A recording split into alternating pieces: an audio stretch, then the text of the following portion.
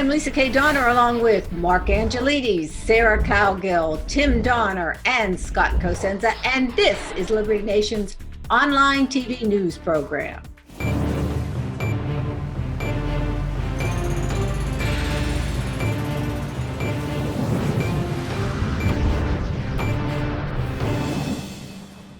California announced it was taking the book To Kill a Mockingbird out of the classroom and off the library shelves.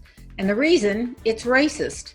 The iconic book by Harper Lee was often the first lesson in hope against hate and inequality, told through the eyes of an open and honest child. Millions of children learn tolerance and love from Jim, Scout, Atticus, and Boo Radley.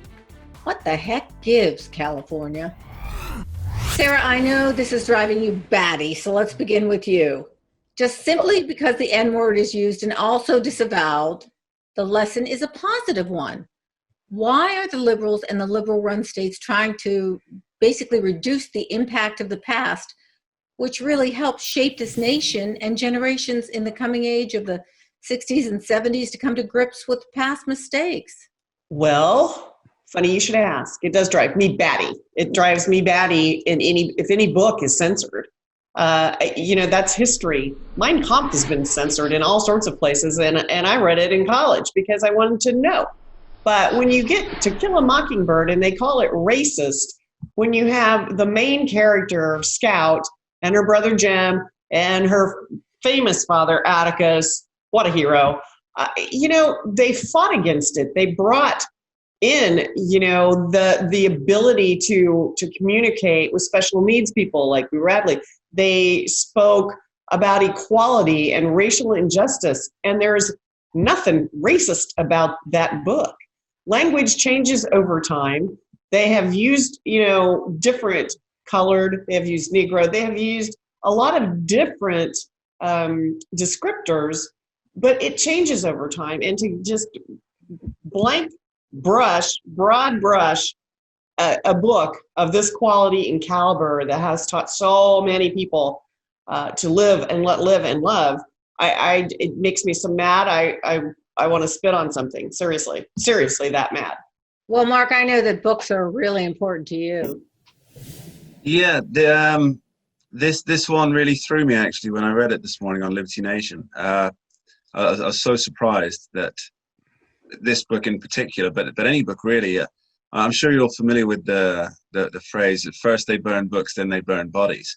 And for me, it seems it's almost a self-fulfilling circular prophecy that what's happening here, because you have books like To Kill a Mockingbird and the numerous others that are being subject to cancel culture now. But these books, they make you think. That's the very purpose of them. But that's also what gets them in the cancel culture crosshairs, is because they create, they put within people thoughts of ideas, and so those ideas blossom. So then people start thinking, well, I can learn things from books. I can learn more from reading more books. And it seems to me that cancel culture is about making people a little more stupid, a little less open to ideas.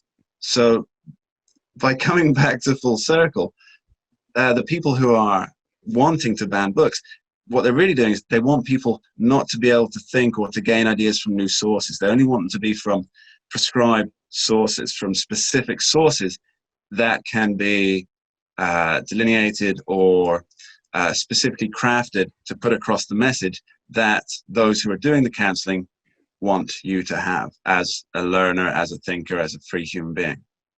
Trying to put myself in the place of someone on the left, someone who wants to tear down the foundations of this society. If I put myself in that position, the last thing I would want would be to burn the vestiges of what they consider racism, because you need to be able to have living examples of what it was once like. And that's why when they say about the Holocaust, we'll never forget, we'll always remember. And there has to be, for example, a Holocaust Museum where people can visit and see the magnitude of what was done. So this idea of removing, all evidence of a culture that they find deplorable, I think is really the opposite of what they should be doing in trying to teach people about the horrors of the society that they perceive that we have perpetuated for over 200 years. Scott, were we or were we not having a discussion about teaching critical thinking this morning? We were, and I hope that there's a lot of people out there with their critical thinking hats on, so they don't think I'm either an anti-fascist or a racist from what I'm about to say, which is that we don't need a Holocaust Museum that's paid for by taxpayer dollars. People can learn about it on their own dime, and we don't need public schools where we have to fight about what books the children have access to. This is a problem. This is our libertarian speaking. This is only a problem because they're government schools. We never hear, private schools people can teach or not teach the curriculum they choose. And, it's just, this is the natural kind of fight you're going to have when you try to sort of push some people's values and not others. And it's a great reason why we shouldn't have public schools in the first place. Oh, the classic. Well, we call it Liberty Nation for a reason. We want to give everybody an opportunity to speak their mind. And excuse me, may I correct Scott for just a moment? The proper term for the schools you refer to, Scott, are government schools. I hate that I didn't think to say it, and you're 1,000% right. It's government schools, and it's a great way to say it because it does put people in the mindset of thinking, these are government programs, and they're government lessons that are taught. And we were talking, Lisa, about the lack of critical thinking and how, what good is it to make an argument about somebody that there's election fraud if they're just going to turn on CNN and they're just going to say unfounded allegations and then that's it, right? Where's the critical thinking involved? Well, that would actually come, I think, if there were no government schools. And I really think everybody should be behind no government schools, except for the teachers' unions, perhaps, but certainly conservatives. That's something that they can and should probably get behind with all their force. All right, Sarah, next time I expect you to bring a buzzer every time he says public. No kidding. What is with negative Nancy today? Yeah, Debbie Downer. All right. As a quick point of interest, public schools in the UK, we have state schools which are government schools. But public schools are your places like Eton, where the prime ministers go, the prime ministers in training go. Whoa! Public schools are private. Right. That's exactly. Why we had. That's why we had a revolution of Mark, yes. because you had butchered the language by calling private schools public. That's enough reason to revolt by itself. Sure, but you took all the people that went to those public schools and made them the founders of your country.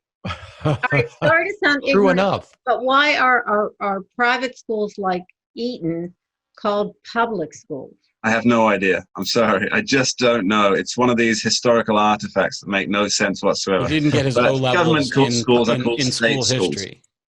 Well, they also call Band-Aids. Well, I went to a comprehensive school, so that doesn't count. Band-Aids, education. plasters, or something like that. Don't you call Band-Aids plasters? Yes, they do. Skin plasters. That's what they say. There's all kinds of murderous things they do with our language over there.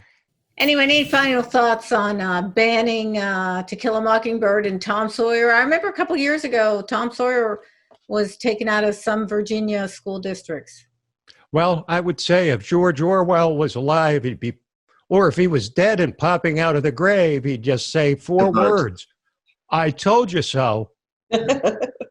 Well, book banning is always, for me, it conjures up images of Germany in the 1940s when people were putting books in a pile and lighting a match to it. I mean, it just really gives me the creep. This is for their own good, Lisa. It's entirely different than that example you just gave.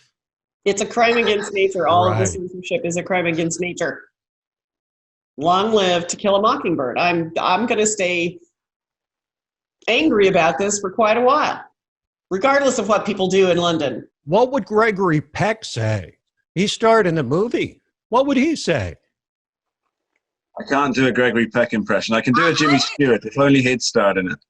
Yeah, I was thinking about that myself. Well, guys, one wonders when all this will stop, and if it continues, that long, dark winter of Joe Biden predicted may have turned out to be prescient.